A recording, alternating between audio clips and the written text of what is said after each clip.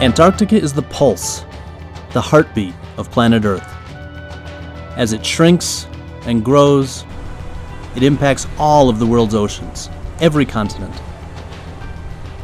Remote, inaccessible, foreboding, awe-inspiring, intimidating, wondrous,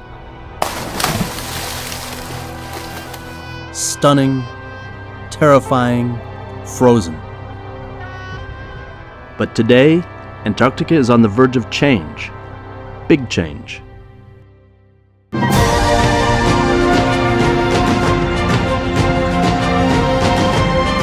No place on the planet is changing faster than Antarctica. We went by sail, kayak, foot, and small plane to explore it for ourselves. 61 hours after leaving the tip of Chile, finally spotted land. It's Livingston Island up here in the South Shetland Islands.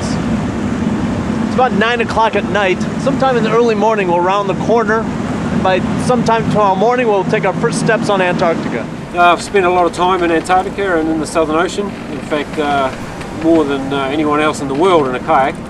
Well, the last times we've been always on land and doing traverses, crosses, climbing.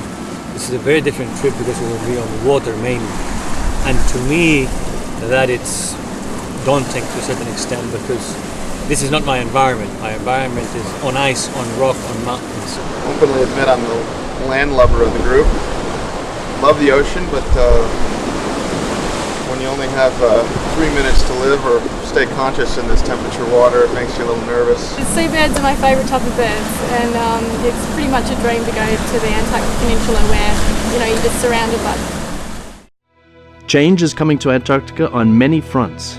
In the past 50 years, air temperatures have warmed by 5 degrees along the peninsula, the most dramatic increase on the entire planet. It didn't take long for us to see the effects of warmer temperatures.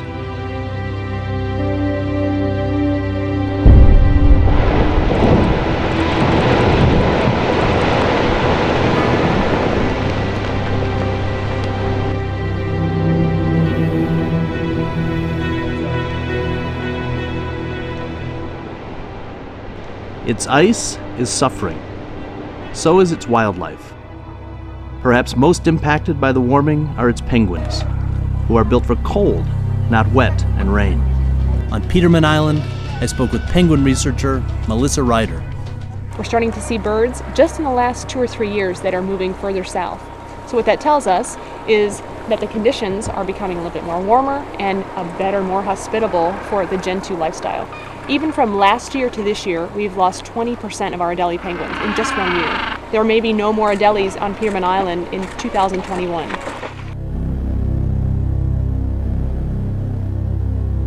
Other scientists we met along the peninsula were similarly concerned. Antarctica is fragile. This is the machine that discovered the hole in the ozone. I've seen quite a big physical change here since we first started coming 11 years ago to Lockroy. The heavy footprint of man is threatening to change the seventh continent as well. At 1:45 this morning, a distress call went out from the tourist boat, the Explorer, here in the Southern Ocean, just off the peninsula of Antarctica. It had hit an iceberg and was sinking. Apparently, all 154 passengers and crew aboard the ship are safe. It will not be the last, and the environmental threat is incalculable. Antarctica's melting ice has prompted another looming catastrophe. Nations fighting over the oil and precious minerals that lie below. It is likely in the next few years there will be new calculations, even fights, about how Antarctica is to be shared and governed. Our goal was to get as far south as we could. During 6 weeks, we experienced everything the remote continent had to throw at you. Cold storms, powerful winds, heavy rains and snow. We also had some beautiful blue sky days. One of the great things about Antarctica is that there are no ordinary days. It's different day by day, and it's certainly different year by year.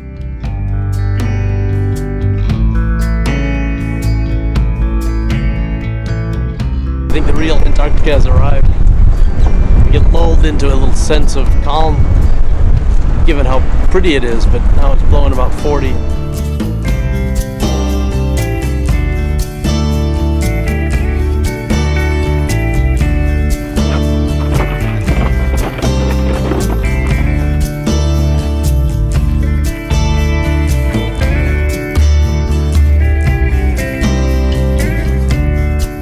Finally, we were stopped 100 miles south of the Antarctic Circle by pack ice broken off the continent, drifting out to sea.